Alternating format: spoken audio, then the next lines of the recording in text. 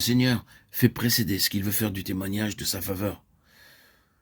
Et nous serons bientôt confrontés à de sinistres réalités. Notre foi sera éprouvée et les difficultés augmenteront et s'accumuleront.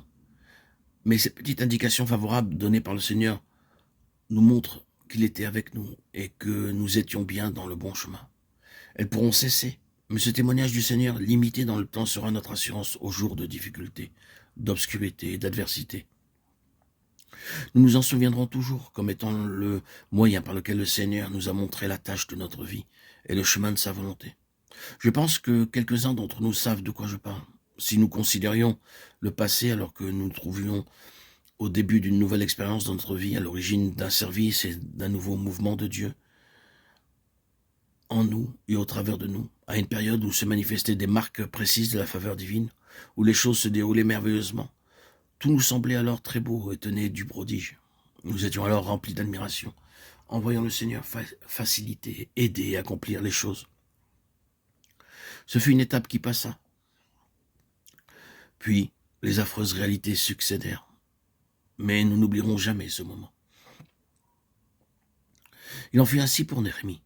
Pendant cette courte période, tout semblait en sa faveur, au travers des signes que le Seigneur lui accordait. Tout cela nous paraît très bon. C'est une période préparatoire que l'on devrait apprécier. Mais si cela passe, ne pensons pas que nous nous sommes trompés.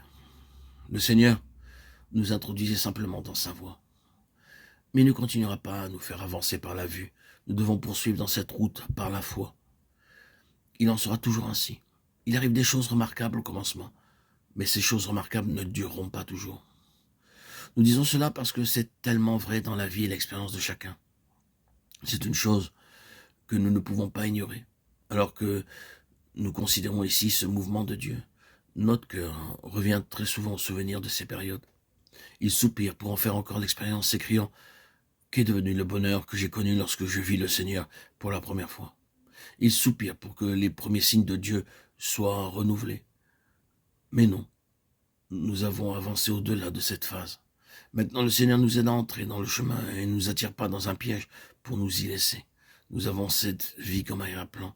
Nous savons que tout est venu du Seigneur et que c'est le Seigneur qui a tout fait. Nous ne sommes pas dans cette voie par nous-mêmes, par notre effort, notre tentative, nos projets ou nos plans. C'est le Seigneur qui nous y a amenés et qui nous a fait la faveur d'indications précises pour nous assurer que c'était bien sa voie. À ce moment-là, et sans aucun doute, les signes prouvaient à ne pas s'y méprendre que ce chemin était bien celui du Seigneur qui a merveilleusement conduit nos pieds sur cette route. Lorsque ces signes évidents de l'action et de la direction divine ont cessé, nous n'avons eu aucun doute quant au chemin que nous savions être celui du Seigneur. Néhémie a rencontré des choses affreuses plus tard, mais il s'est assurément toujours rappelé de la manière merveilleuse par laquelle le Seigneur avait facilité son initiation dans la voie où il avait été divinement conduit. Il se peut que le Seigneur continue à nous donner certains de ces signes en route, mais s'il le fait, ce sera l'exception et non la règle. Nous ne nous attendons pas à trouver notre chemin parsemé de roses. Nous verrons très vraisemblablement une fin aux roses et le commencement des épines.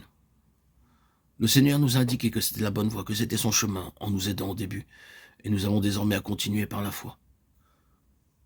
Cela a été une étape préparatoire pour Néhémie.